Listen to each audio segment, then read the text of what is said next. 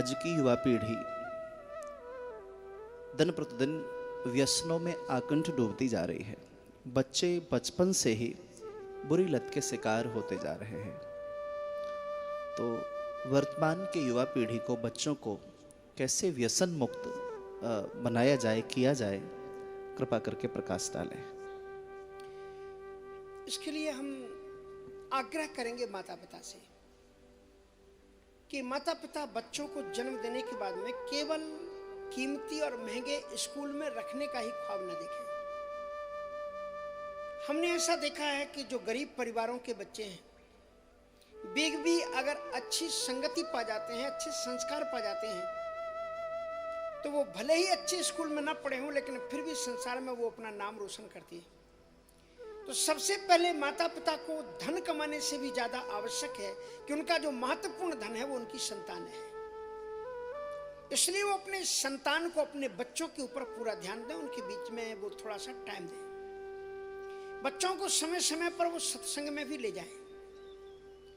स्वामी विवेकानंद जी ने लिखा है कि संसार में दो चीजें होती हैं, एक ज्ञान और चेतना।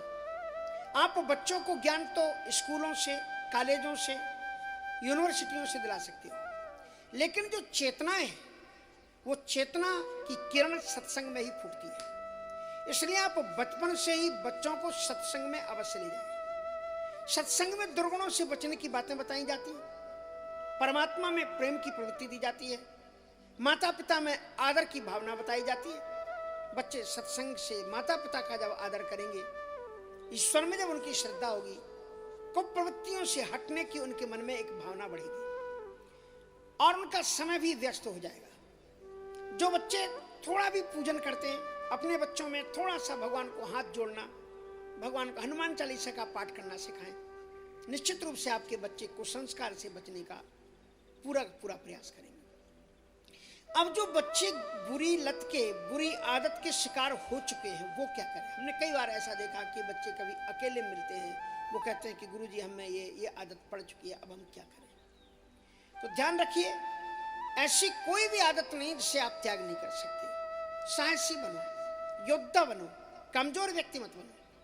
एक कहावत मुझे याद आती है कि एक माँ का एक बेटा था, बहुत क्रोधी था, बात बात पर क्रोध कर ले और सुबह जाए तो दो चार झगड़े करके लौटता था। माँ बड़ी परेशान थी अपने बच्चे से।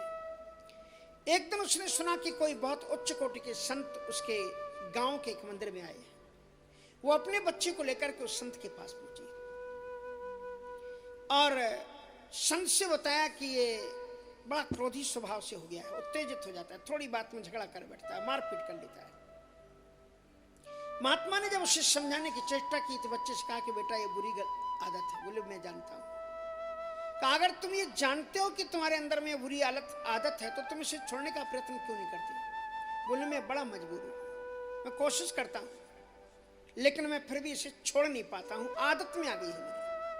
संत ने बहुत सुंदर उसे उपदेश दिया, आप इसे ध्यान से सुने। संत ने उससे बच्चे से कहा कि बेटा मैं तुमसे कुछ प्रश्न करता हूं, तुम मुझे उत्तर देना। कहा जी गुरुजी मैं उत्तर दूंगा। संत ने पूछा तुम मुझे ये बताओ कि तुम एक वीर पुरुष हो या कापुरुष, क्या बनना चाहते हो? बच्चे ने कहा कि मैं वीर पुरुष बनना चाहता हूं। तो फिर उन्होंने दूसरा प्रश्न किया, मुझे यह बताइए कि वीर पुरुष को हल्का काम करना चाहिए या कठिन?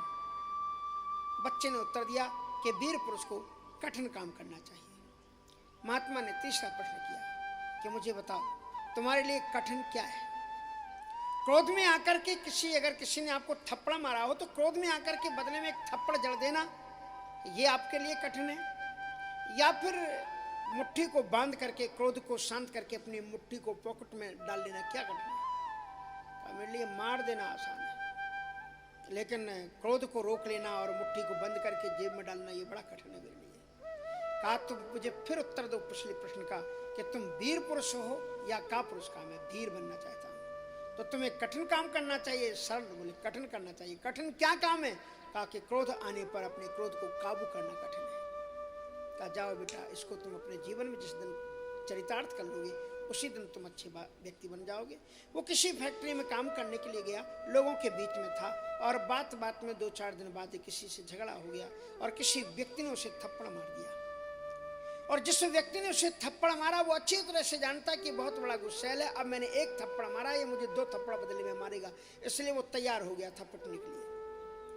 लेकिन बड़े हैरानी की बात थी कि इस व्यक्ति ने क्रोध नहीं किया, अपनी मुट्ठी को बंद करके अपने पॉकेट में डाल लिया, क्योंकि उसे उसी समय उस संत की याद आ गई। संत ने कहा था कठिन काम करना वीर पुरुष। तो जिस व्यक्ति ने उसे थप्पड़ मारा था वो बड़े आश्चर्य में डूब गया कि ये तो बदले में मारने वाला था, इसने ऐसा कैसे कर लिया। उसके आंखों में आंसू आ गए। उसने पूछा, यार ये तुम में बदलाव कैसे आ गया? कहा, आओ चलो मैं तुम्हें बताता हूं मैं कहां से बदला हूं। और वो संत के पास ले गए। संत के पास में बड़ी प्रसन्नता पूर्वक वो पहुंचे, प्रणाम करके बैठे, कुछ बोलना चाहते थे। संत ने कहा, बेटा तुझे कुछ भी बोलने की जरूरत नहीं है, तेरी चेहरे की रौनक ये बता रही है कि तूने अपने दुर्गुणों में विजय प्राप्त कर ली है। इसलिए भगवद गीता में भगवान श्री कृष्ण जी ने अर्जुन से कहा है कि ऐसा कोई भी दुर्गुण नहीं है, अभ्यासेन तु कौन्तेय वैराग्येण च गृह्यते। बुराइयों के प्रति जीवन में वैराग्य पैदा करो और जो अच्छाइयां हैं उसको धीरे धीरे अभ्यास में लाओ। त्याग और अभ्यास, त्याग और अभ्यास धीरे धीरे करोगे तो आप निश्चित, अगर आप ड्रिंक करते हो तो थोड़ा थोड़ा करो, उसके बाद में घटते जाओ घटते जाओ, एक दिन पाओगे कि आप पूरी तरह से उस बुराई से निवृत्त हो जाओगे। अगर आप जर्दा, पान, गुटखा, तंबाकू खाते हो, कोई भी चीजें आपके शरीर के लिए, सेहत के लिए अच्छी नहीं है, तो आप थोड़ा थोड़ा करके त्यागो और एक निश्चित कर लो कि हमें इतने दिन के अंतर्गत में इन बुराइयों को परित्याग कर देना है। तो आप वीरता को प्राप्त करोगे और आप एक अच्छे इंसान बन सकोगे, आप खुद का कल्याण कर सकोगे और आपके द्वारा संपूर्ण विश्व का कल्याण होगा। आप श्रेष्ठ पंथ पर चलें, यही हमारी मंगल कामना है। जय श्री कृष्ण।